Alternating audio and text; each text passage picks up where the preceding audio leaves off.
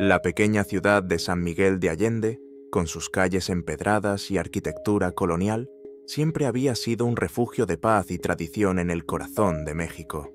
Sus habitantes, orgullosos de su patrimonio cultural y religioso, nunca imaginaron que sus vidas cambiarían dramáticamente con la llegada del padre Antonio Ruiz en la primavera de 2019. El nuevo sacerdote, de 45 años, llegó precedido por una impecable reputación y cartas de recomendación del Vaticano que impresionaron incluso al más escéptico de los feligreses. La parroquia de San Miguel Arcángel, con su imponente fachada neogótica de cantera rosa, se convirtió en el centro de operaciones del padre Antonio. Su carisma natural y su aparente dedicación a la comunidad lo convirtieron rápidamente en una figura querida. Las misas dominicales comenzaron a llenarse como nunca antes, y su programa de ayuda a jóvenes en riesgo atrajo la atención y el apoyo de las familias más influyentes de la ciudad. María Teresa Velasco, una restauradora de arte de 38 años que trabajaba en la conservación de los murales de la iglesia, fue una de las primeras en notar que algo no cuadraba en la perfecta fachada del padre Antonio. Sus años de experiencia estudiando detalles le habían dado un ojo agudo para las inconsistencias, y había algo en la manera en que el sacerdote interactuaba con ciertos miembros jóvenes de la congregación que le provocaba una inexplicable inquietud. «Hay algo en sus ojos cuando mira a los chicos del programa juvenil», le comentó María Teresa a su hermana Carmen durante una cena familiar. «Es como si llevara una máscara que ocasionalmente se desliza». Carmen, detective de la policía local, descartó inicialmente las preocupaciones de su hermana como simples prejuicios, pero acordó mantener un ojo vigilante sobre la situación. El primer indicio de que algo siniestro se ocultaba bajo la superficie llegó en forma de una serie de desapariciones que comenzaron 6 meses después de la llegada del padre Antonio. Jorge Ramírez, un monaguillo de 15 años, fue el primero en desaparecer. Sus padres, devotos feligreses, inicialmente se negaron a considerar cualquier conexión entre la desaparición de su hijo y la iglesia. Jorge pasaba mucho tiempo con el padre Antonio, preparándose para su confirmación, explicó su madre entre lágrimas durante la entrevista inicial con la policía. El padre ha sido un gran apoyo en estos momentos difíciles. La investigación inicial se centró en las rutas habituales de Jorge, sus amigos y sus actividades en línea. Carmen Velasco, asignada al caso, comenzó a notar un patrón inquietante en las últimas semanas antes de la desaparición del joven. Los registros telefónicos mostraban una serie de llamadas tardías desde un número que resultó pertenecer a un teléfono prepago, imposible de rastrear. 2 meses después de la desaparición de Jorge, Miguel Ángel Soto, otro adolescente del programa juvenil de la iglesia, también desapareció. Esta vez, las similitudes eran imposibles de ignorar. Miguel Ángel, al igual que Jorge, había estado pasando tiempo adicional con el padre Antonio, supuestamente trabajando en proyectos especiales para la iglesia. María Teresa, mientras tanto, había comenzado su propia investigación discreta. Su trabajo de restauración le daba acceso a áreas de la iglesia normalmente cerradas al público, y empezó a notar detalles perturbadores. Pequeñas manchas marrones en el suelo de la cripta que parecían haber sido limpiadas apresuradamente. Un olor extraño y persistente que emanaba de una antigua puerta sellada en el sótano. Y lo más inquietante, fragmentos de conversaciones susurradas que escuchaba cuando el padre Antonio creía estar solo. La tensión en la comunidad comenzó a crecer cuando un tercer joven, Francisco Juárez, de 16 años, desapareció a principios de 2020. Esta vez había un testigo. Una anciana que vivía frente a la iglesia reportó haber visto a Francisco entrar en la parroquia una noche de martes, después del horario normal de actividades. «Vi las luces encenderse en el sótano», declaró, «y luego escuché un grito que me heló la sangre. Pero cuando llamé a la iglesia, el padre Antonio me aseguró que estaban ensayando para una obra de teatro de Semana Santa. Carmen Velasco comenzó a conectar los puntos. Las desapariciones seguían un patrón temporal, ocurriendo cada 2 meses, siempre en noches de semana cuando la actividad en la iglesia era mínima. Los 3 adolescentes compartían características similares. Todos eran estudiantes destacados, provenían de familias devotas, y lo más importante, todos habían estado trabajando estrechamente con el padre Antonio en los días previos a su desaparición. La detective Velasco decidió profundizar en el pasado del sacerdote, una tarea que resultó sorprendentemente difícil. Las cartas de recomendación del Vaticano, aunque aparentemente auténticas, contenían inconsistencias sutiles en las fechas y los sellos. Las parroquias anteriores donde supuestamente había servido el padre Antonio proporcionaron información vaga y contradictoria sobre sus períodos de servicio. Un avance significativo en la investigación llegó a través de una fuente inesperada. Lucía Mendoza, la anciana ama de llaves de la parroquia, se acercó a Carmen con información perturbadora. «El padre Antonio tiene un cuaderno», susurró durante una reunión clandestina en el mercado local. «Lo guarda en un compartimento secreto detrás del confesionario. Lo he visto escribir en él después de sus reuniones con los chicos». La detective Velasco sabía que necesitaba esa evidencia, pero obtener una orden de cateo para una iglesia requería pruebas sustanciales. Fue entonces cuando María Teresa propuso un plan arriesgado.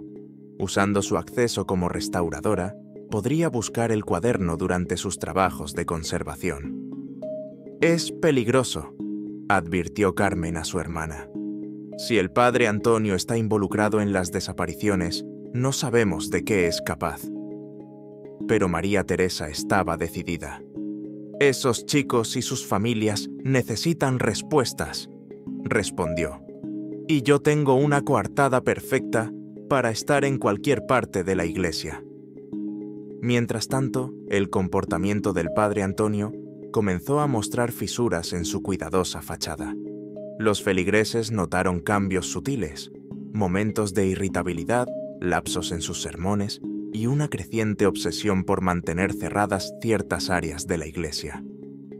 Durante una misa particularmente tensa, el sacerdote interrumpió abruptamente su homilía cuando escuchó un ruido proveniente del sótano, corriendo hacia las escaleras antes de recuperar la compostura y regresar al altar. María Teresa aprovechó una tarde lluviosa, cuando el padre Antonio había salido para una visita pastoral, para buscar el cuaderno. El compartimento detrás del confesionario estaba ingeniosamente oculto, pero años de restaurar mobiliario antiguo le habían enseñado a reconocer los signos de compartimentos secretos. Lo que encontró dentro le heló la sangre. Además del cuaderno, había fotografías de los 3 adolescentes desaparecidos, junto con otros jóvenes de diferentes ciudades. El cuaderno contenía entradas detalladas que se remontaban a más de una década. Escritas en un código simple pero efectivo, las páginas revelaban una historia de depredación sistemática que se extendía por varias parroquias en diferentes países. El padre Antonio, cuyo verdadero nombre era Marco Antonio Ruiz Herrera, había desarrollado un patrón: ganarse la confianza de la comunidad, identificar víctimas vulnerables y desaparecer antes de que las sospechas se consolidaran. Pero San Miguel de Allende era diferente. Aquí había encontrado algo que lo había hecho quedarse más tiempo del habitual: los túneles subterráneos coloniales que conectaban la iglesia con otras estructuras históricas de la ciudad.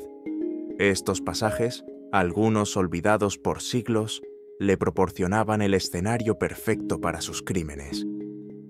María Teresa fotografió cuidadosamente cada página del cuaderno con su teléfono antes de devolverlo a su escondite.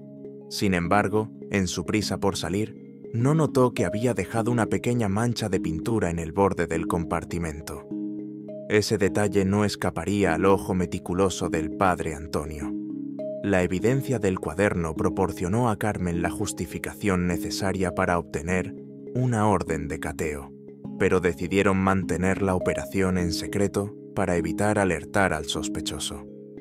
un pequeño equipo de investigadores forenses, disfrazados de trabajadores de mantenimiento, comenzó a examinar discretamente el sótano de la iglesia. El análisis preliminar con luminol reveló extensas manchas de sangre en varias áreas, cuidadosamente limpiadas, pero imposibles de eliminar por completo. Los investigadores también descubrieron un área donde la piedra del suelo había sido perturbada recientemente. Al remover las losas, encontraron un espacio que conducía a los túneles coloniales. Lo que descubrieron en esos túneles provocaría pesadillas en los investigadores más experimentados. Una serie de pequeñas celdas improvisadas, cada una con evidencia de ocupación reciente.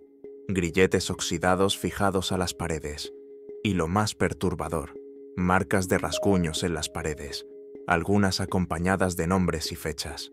El padre Antonio, mientras tanto, había notado la mancha de pintura en su escondite secreto.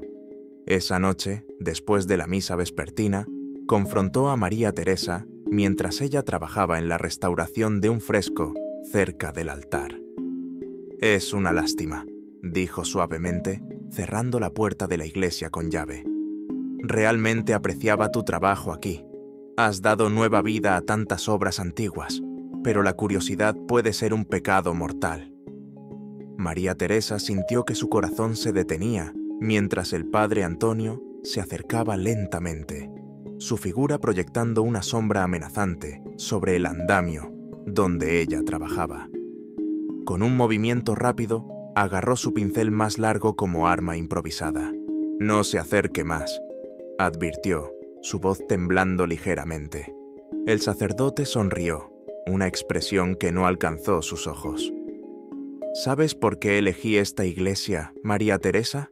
Los túneles son un regalo de Dios, tan intrincados, tan profundos. Algunos se extienden hasta las afueras de la ciudad. Nadie los ha mapeado completamente en siglos. Es sorprendente lo que se puede ocultar en sus profundidades». En ese momento, el teléfono de María Teresa vibró en su bolsillo. Era un mensaje de Carmen. «Equipo en posición. Mantente alejada de la iglesia esta noche. Demasiado tarde». «Dame tu teléfono», ordenó el padre Antonio, extendiendo su mano. Cuando María Teresa dudó, sacó algo de debajo de su sotana, un pequeño revólver. «No me hagas repetirlo». Mientras tanto, Carmen y su equipo se preparaban para entrar en la iglesia.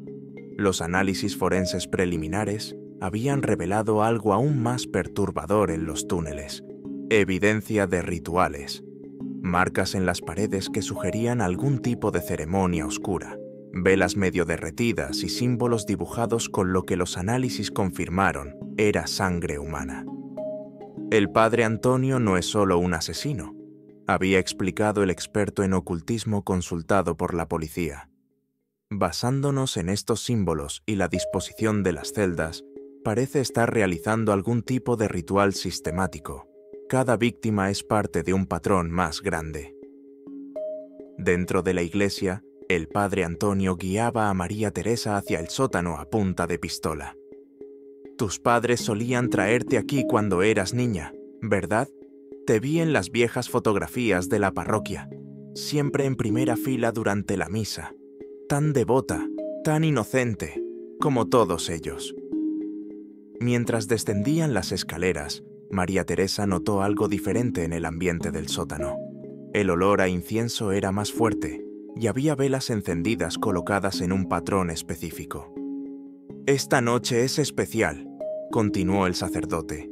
«Es la culminación de años de preparación. Los otros, ellos eran solo ensayos, pero tú serás parte de algo más grande». En el exterior, Carmen daba las últimas instrucciones a su equipo. Los francotiradores se habían posicionado en los edificios circundantes y los equipos de asalto estaban listos en todas las salidas conocidas de los túneles. Pero había una preocupación. Las excavaciones preliminares habían revelado pasajes que no aparecían en ningún mapa. El padre Antonio condujo a María Teresa a través de un laberinto de túneles, llegando finalmente a una cámara más grande. Lo que vio allí La dejó sin aliento. 3 figuras encadenadas en las sombras. Jorge, Miguel Ángel y Francisco, vivos pero apenas conscientes, mostraban signos de tortura y desnutrición. ¿Por qué?, logró preguntar María Teresa, su voz quebrándose ante la escena.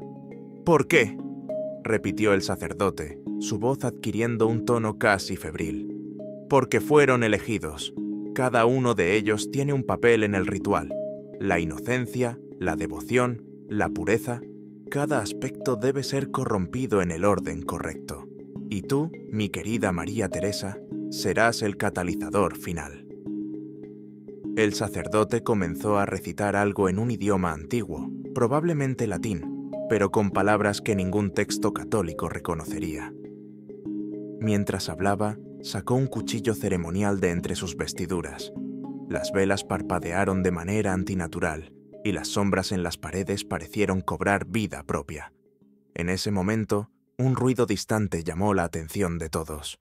El equipo SWAT había comenzado su entrada, pero el sonido llegaba distorsionado a través de los túneles, imposible de localizar con precisión. El padre Antonio sonrió. Tienen que encontrarnos primero, y estos túneles tienen sus propios guardianes ahora. María Teresa vio su oportunidad cuando el sacerdote se distrajo momentáneamente con los sonidos de la redada. Con un movimiento rápido, empujó uno de los candelabros hacia él. Las velas cayeron y las llamas comenzaron a extenderse por la túnica del sacerdote. En la confusión, logró arrebatarle el arma. El caos se desató en la cámara subterránea. El padre Antonio, con su túnica en llamas, se lanzó hacia María Teresa con una furia sobrenatural. Ella disparó el arma, pero la bala solo rozó su hombro. El eco del disparo resonó por los túneles, proporcionando inadvertidamente una guía acústica para el equipo SWAT. «¡No entiendes!», gritó el sacerdote mientras se arrancaba la túnica en llamas. «El ritual debe completarse. Las almas deben ser ofrecidas en el orden correcto». Su rostro, iluminado por las llamas dispersas, había perdido cualquier vestigio de humanidad. María Teresa retrocedió, manteniendo el arma apuntada hacia él mientras intentaba acercarse a los jóvenes encadenados. El humo comenzaba a llenar la cámara y los sonidos de los equipos de rescate se hacían más cercanos. «Años de preparación», continuó el padre Antonio, su voz mezclando rabia y desesperación. «Décadas estudiando los textos prohibidos, encontrando los lugares de poder, seleccionando los sacrificios perfectos. San Miguel de Allende no fue elegido al azar.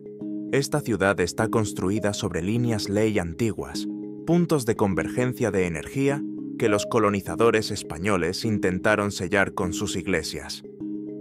Mientras hablaba, algo en la atmósfera de la cámara comenzó a cambiar.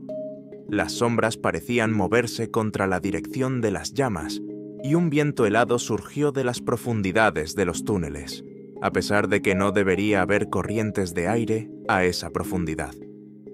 María Teresa logró llegar hasta Francisco, el más cercano de los 3 jóvenes, y comenzó a trabajar en sus cadenas. El padre Antonio, viendo que su ritual estaba en peligro, sacó otro cuchillo de entre sus ropas y se lanzó hacia ellos. En ese preciso momento, Carmen y su equipo irrumpieron en la cámara desde 2 túneles diferentes. «¡Al suelo!», gritó Carmen, pero el padre Antonio no se detuvo. Avanzó hacia los jóvenes con el cuchillo en alto, recitando frenéticamente en aquella lengua antigua. 3 disparos resonaron simultáneamente. El padre Antonio cayó, pero incluso mientras su sangre se derramaba sobre el suelo de piedra, continuaba murmurando sus oscuras oraciones. Su sangre, al tocar los símbolos tallados en el suelo, pareció brillar momentáneamente con una luz enfermiza. Los siguientes minutos fueron un torbellino de actividad. Los paramédicos entraron para atender a los jóvenes rescatados, mientras los equipos forenses comenzaban a documentar la escena. El padre Antonio, gravemente herido pero vivo, fue esposado y evacuado bajo fuerte custodia. La investigación posterior reveló la verdadera magnitud de sus crímenes. Su cuaderno, una vez descifrado completamente, documentaba no solo los 3 secuestros en San Miguel de Allende, sino una serie de desapariciones y asesinatos rituales que se extendían por 2 décadas y 4 países.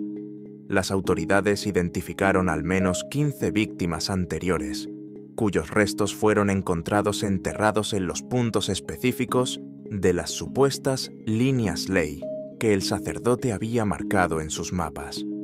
Los túneles bajo la iglesia resultaron ser más extensos de lo que nadie había imaginado, formando una red que conectaba varios puntos históricos de la ciudad.